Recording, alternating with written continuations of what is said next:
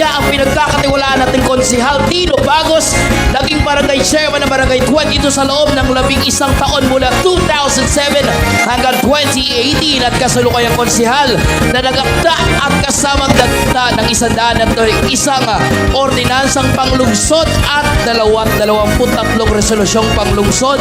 Maaasahan at may paninitigan ang magpapatuloy ng matinong pagbabago. Numero 6 sa balota, sabay-sabay nating palakpakan Konsehal Ricardo Bagos! Bagos, magsama-sama na!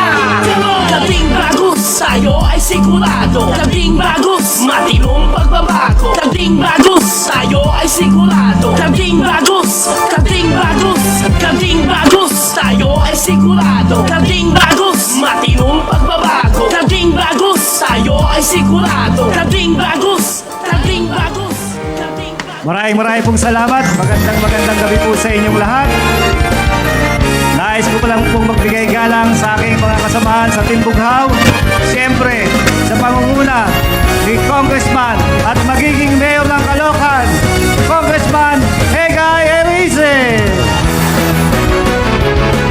Siyempre po, sa mga kapitan na namin ito, nakasama namin nakikipaglaban sa KNK at lahat ng organisasyon na naririto ngayon at nakikiisa sa amin.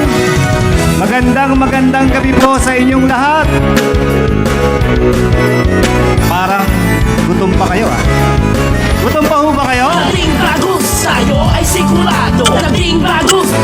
Ulitin po natin. Magandang gabi po sa inyong lahat.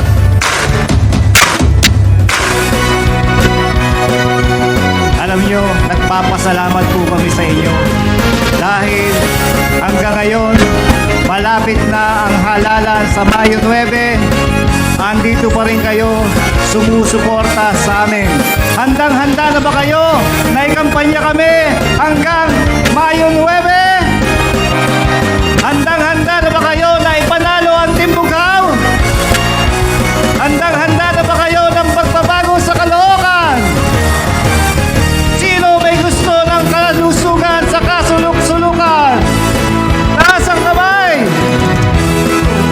Sino ang may gusto ng murang pabahay? Sino ang may gusto ng dekalidad na edukasyon? At sino ang may gusto ng kaayusan at katahimikan dito sa lungsod ng Caloocan? Nagpapasalamat po kami sa inyo. 45 days na lang po simula ngayon. Nararamdaman ko na sa dami natin ngayon dito ngayong gabi. Nararamdaman ko na at makikita na natin ang ating tagumpay sa Mayo 9. Meron na tayong bagong mayor sa Caloocan. Lahat po ng nabanggit ko na gusto nyo, siyempre, matutupad po yan. Kailangan patuloy pa rin nating ikampanya ang ating susunod na mayor, Mayor Egay Erice. Alam nyo, kaya ba nating ipanalo dito sa District 2 si Congressman Egay Erice? Kayang-kaya? Kayang-kaya nating ipanalo?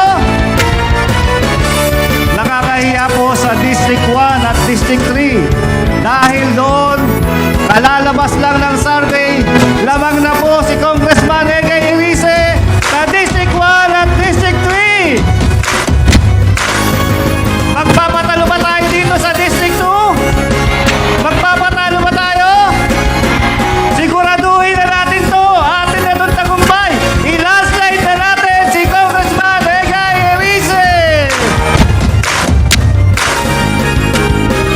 Pero mahihirapan po si Congressman kung siya mananalo. Kailangan isama nyo naman yung mga konsehal niya. Pwede bang panalunin natin si Kalding Bagos muli dito sa District 2? Pwede mo ba? Pwede natin panalunin ulit si Kalding Bagos? Idamay nyo na po yung mga kasama ko. Mamaya, kasunod ko magsasalita, andyan po, macho po. Kasing katawan ko nung bata ako, si Wewel De Leon.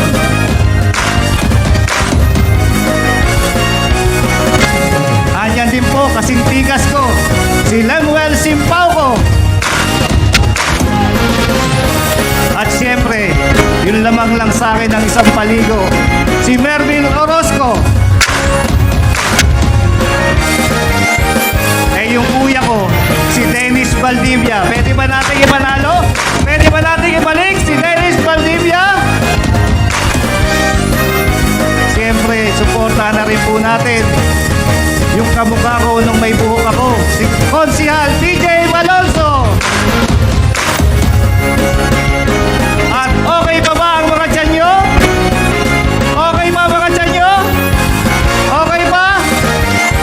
Idamay na rin natin ang susunod na congressman, si Jacob Cabuchan.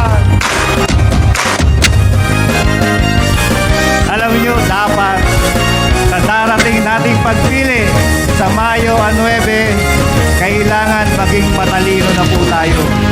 Piliin po natin, magsaliksik po tayong mabuti kung sino ang karapat-dapat na mamuno sa ating lungsod dito sa lungsod ng Caloocan. Kailangan po may sapat na karanasan. Kailangan may sapat na pinag-aralan. Kailangan may sapat na kakayanan. At higit sa lahat, kailangan may takot sa Diyos. Magandang gabi po. Kamping Bagos po. Numero 6 sa Balota. Dating Bagos sa'yo ay sigurado. Dating Bagos, matinong pagbabago. Muli natin palakpakan ang ating councilor, Karding Bagos. Dating Bagos sa'yo ay Alright! sigurado. Huwag na natin pampatagalin pa.